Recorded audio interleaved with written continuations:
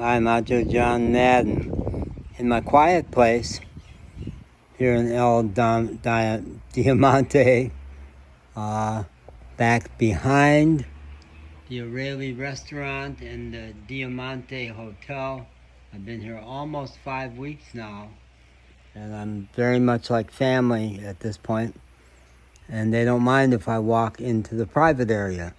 The carreteria out there can be quite noisy. It's a major, even though it's a 2-lane highway, it's a very major thoroughfare through Mexico, and it gets big truck traffic. But it's quiet and peaceful. One of the nuclear families that comprise this awesome extended family that live here lives in the hotel, actually. Another part of the family live in this house where I'm sitting right now, along with one of the waitresses who's actually a niece. And the third nuclear family live in a much more modest house back there. I'm wanting to talk about me as a performer, because I am kind of part of the family now. They invited me to come to a big party they're throwing on Saturday. And it's kind of a big deal. They've been talking about it every morning around the family table in the restaurant. And they're inviting 200 people. This is a town of not quite 400 people. So I don't know where 200 people are even going to come from, but they're having it at an event space and pool. And it's in honor of the one daughter who's turning 15. And there is going to be a piñata. I've never been in on a real piñata, and teasing around the table, I said, so do you use machetes on the piñata? Because machetes are really a deal in Mexico. They are both a wonderful, useful tool for clearing brush and stuff. And they're also a hell of a weapon in a country where regular people are not allowed to have guns. But then no machetes involved. And it's going to be food from 5 to 10 p.m. and dancing from 10 p.m. to 7 a.m. Now, I've been around Latino people who party late, and I do know whether or not they're still taking siestas, they do party through the night. And I've been camped in various places where Latinos were fishing on the beach through most of the night, or young people partying on the beach through most of the night. Sweet sounds. And the border crossing coming into Mexico, where I spent the most time, was at the Progreso, Texas, Nuevo Progreso, Texas, $2 parking lot, where you would park, and if you got there late, you didn't have to pay the $2. Park right up against the Rio Grande River. And on the Nuevo Progreso side, there was a big cantina up on the hill, the Santa Fe Cantina. And on the weekends, I would hear the sounds of them singing and partying through much of the night. So I am aware that Latinos love to do that. And I love to party, love to throw parties, love to dance. I love to dance. It's like my highest form of worship. It's ecstatic for me. So I'm way excited about this party. And in spite of the fact that my Spanish is so bad, mostly I use the Google Translator app to have any actual conversations around the table. I'm in a part of Mexico. My whole 4 months have been in parts of Mexico where there really are not English speakers. I haven't seen an American tourist in the whole time I've been in Mexico. I'm getting up to walk a little bit because my energy is sharper. As a performer, my energy is sharper when I'm standing. And that's what I want to talk about, is me and performance.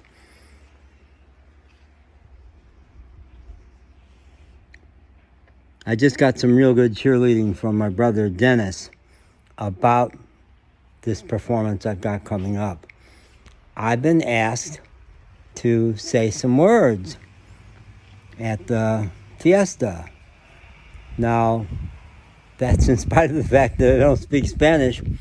But using the Google Translator app, I can both not just see the words, but hear them spoken. And the talk itself poured out of me yesterday. About 40 minutes I sat in this exact spot, I think, and wrote an 8-minute talk, which is long. And around the table this morning, I could see that the one couple who were throwing the party for their daughter were a little bit rolling their eyes about 8 minutes. And I'm not consulting with them about it. I'm not going to ask their permission because I have a feeling about this. And that's happened for me before. I know to trust it. So my brother Dennis wrote some cheerleading and said, I know you'll nail it.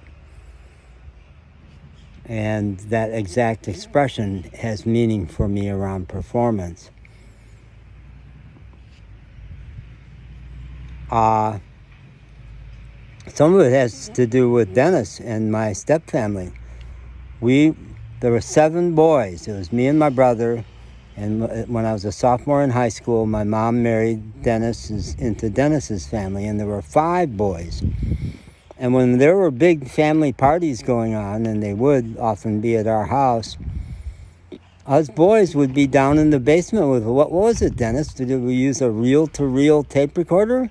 We would use a tape recorder and create little crazy plays, very funny plays, and I think they were good. And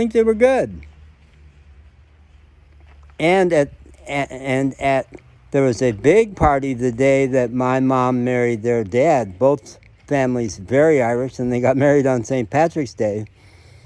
And I was a sophomore in high school, and my buddy Dave Lux was a big folk singer, really into old music, and he played the ukulele.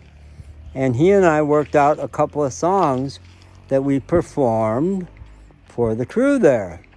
And Dave was much more experienced with singing his songs, but leaning on him, we did good. Some of the performance things that have been great for me have had to do with going out of type, performing the role of somebody who was very different from my persona, very different from how I had been taught to be in the world. In junior college, I was in a play called The Eumenides. It was a Greek play about the witches. They were shrews, they were witches, they were terrible, who by the end of the play, got turned into well-wishers, Eumenides. But when we were nasty, and I got to be one of these witches, and we were awful, we were really trying to do this guy in, and I remember being right behind the curtain as it was about to come out and saying to myself, we're going to get this guy. And I meant it. I was pumped to be a badass, and I had been taught to be a nice guy, and that's the role I played in the world. I bet back then, first year of college, I didn't even say we're going to get this son of a bitch, much less the kind of language I actually would use these days. But I was mad. I was in role. I'm going to fast forward. I did a bunch more theater in the little theater group at the church I went to in Asheville, North Carolina. I moved there in 2004 at I think I was 58. I remember celebrating my 60th birthday there. I was there 16 years. I think that's about right. But I was in four or more plays at that church, and we had a really good director, very sharp, very professional. She really knew what she was doing. And again, one of the most exciting roles I got to play was a real bastard, the nastiest person in a very dark play. And I loved it. It was great theater to be such a terrible person. And good for me, because I did not know how to tap that darker side of myself otherwise.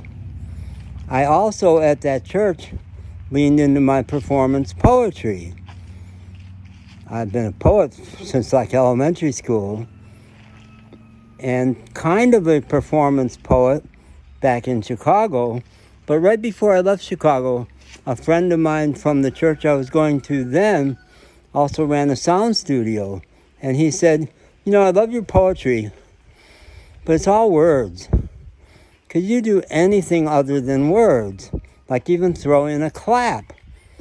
Well, in 16 years at that church, I performed poetry once a quarter. So that's a lot of poems to a very big house. 2 services every Sunday of 200 to 300 people, a big house. And I had a lot of practice at leaning into my energy. And one of the mantras I learned was anxiety plus breath is excitement. And that almost always worked for me. That if I could just lean into my excitement, it would go well. And I really worked the crowd, made huge eye contact, and worked with musicians more and more, almost always at least one musician, and 3 big concerts of 75 to 150 people. And at each of those concerts, I went into an absolute zone, working with the musicians, and had the audience in my hip pocket. I knew it. I danced the moment and had an absolutely ecstatic time. Hola, Miguel.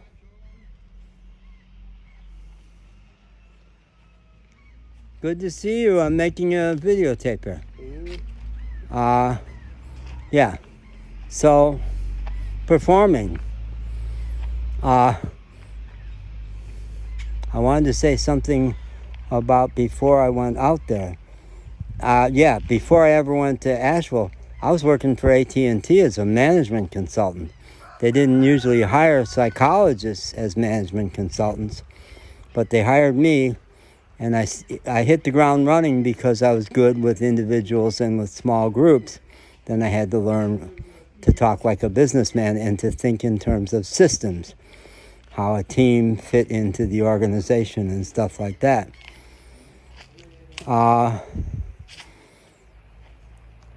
In the Human Resource Department in Chicago, they threw a big Christmas party every year.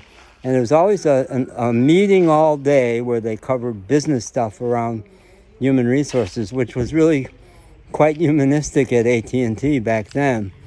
But then it was followed with a big dance party. And at AT&T back in the early 90s, black people had a kind of a low ceiling, glass ceiling, where they could be first and second level managers, but almost never did a black person rise to the 3rd level of management, which is the level I was at.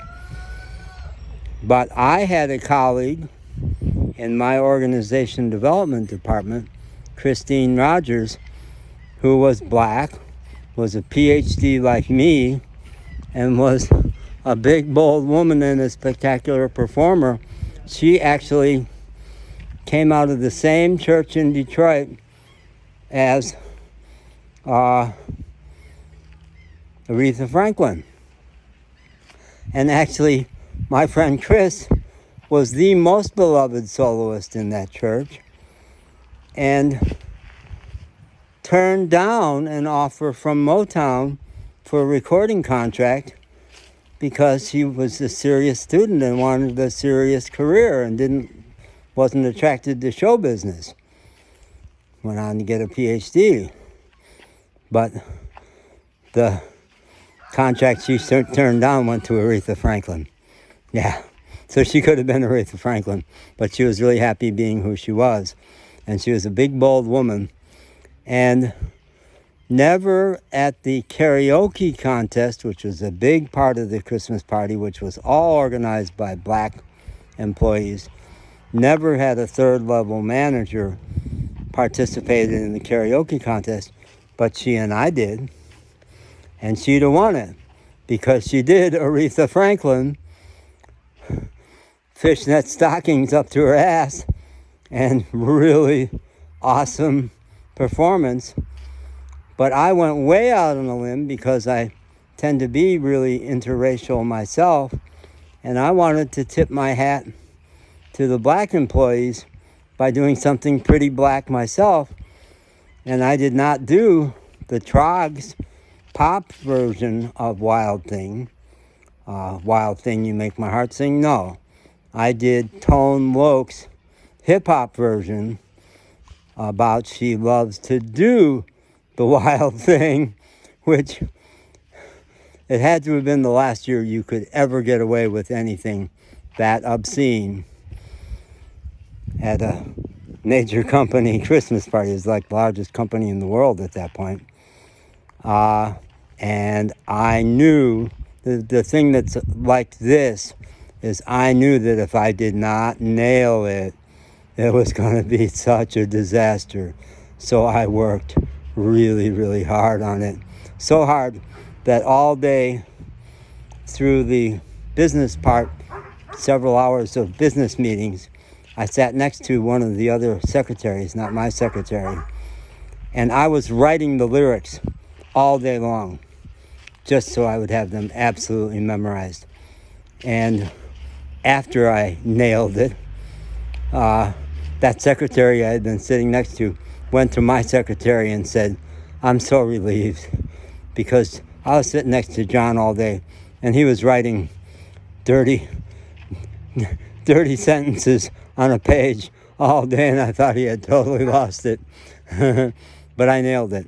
I went with the Kangol hat and the Adidas sweatsuit and the gold chain and dark sunglasses, and I killed it. The white managers were in shock, but it was so good that they couldn't fault it, even though they didn't know what had hit them. And I won it walking away.